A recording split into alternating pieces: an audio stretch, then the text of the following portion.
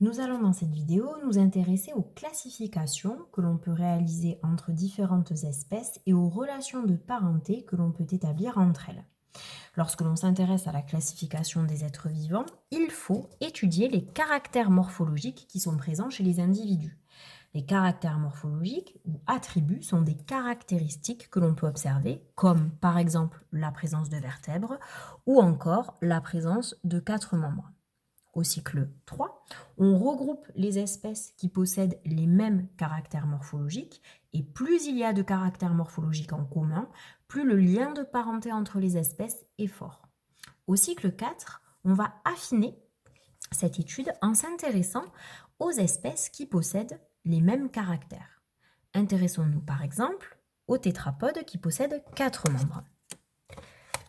Tous les tétrapodes possèdent donc le même caractère morphologique, 4 membres. Et je vais même essayer d'être un petit peu plus précise en m'intéressant aux membres antérieurs, c'est-à-dire le membre avant présent chez les tétrapodes. Ce que l'on va découvrir, c'est qu'un même caractère ne va pas se trouver dans le même état chez toutes les espèces qui le possèdent. En effet, ce caractère peut s'observer sous un état ancestral, qui est l'état primitif du caractère. Si je reprends mon exemple du membre antérieur des tétrapodes, chez la tortue, car oui, c'est bel et bien une tortue que j'ai tenté de schématiser ici, le membre antérieur est adapté à la marche. Au cours du temps, des innovations évolutives sont survenues et ce même caractère va pouvoir s'observer à un état dérivé chez d'autres espèces. Par exemple, pour le groupe des oiseaux, le membre antérieur des tétrapodes sera adapté au vol. On voit donc par cet exemple qu'un même caractère n'est pas dans le même état chez toutes les espèces qui le possèdent. Alors comment établir une classification et un lien de parenté entre les espèces qui possèdent un même caractère morphologique? Prenons un exemple avec un tableau de caractères ici que l'on a produit avec 4 espèces qui possèdent 3 caractères.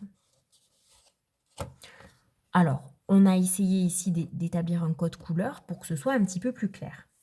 Les espèces 1, 2 et 3 possèdent, 1, 2, 3 et 4, pardon, possèdent toutes les 4 les 3 caractères. Ça, c'est important.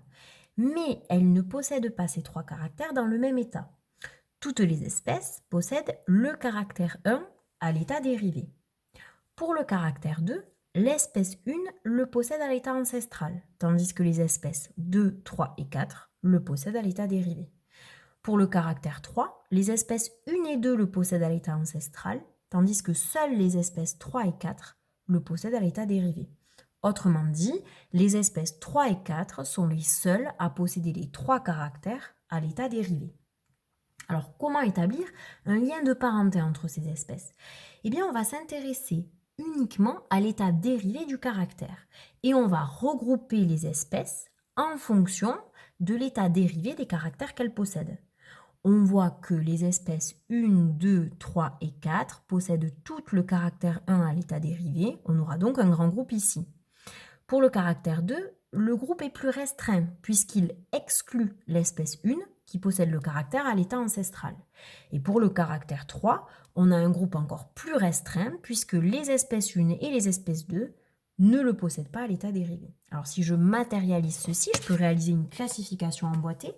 Alors j'ai bien mis ici la pastille orange vif qui matérialise bien le fait qu'on s'intéresse simplement à l'état dérivé des caractères. Donc le caractère 1 est partagé par toutes les espèces à l'état dérivé. En revanche, l'espèce 1 est exclue des boîtes caractère 2 et caractère 3 puisqu'elle les possède à l'état ancestral. Pour le caractère 2, il est possédé à l'état dérivé par l'espèce 2, l'espèce 3 et l'espèce 4, mais l'espèce 2 est exclue de la boîte du caractère 3 puisqu'elle le possède à l'état ancestral.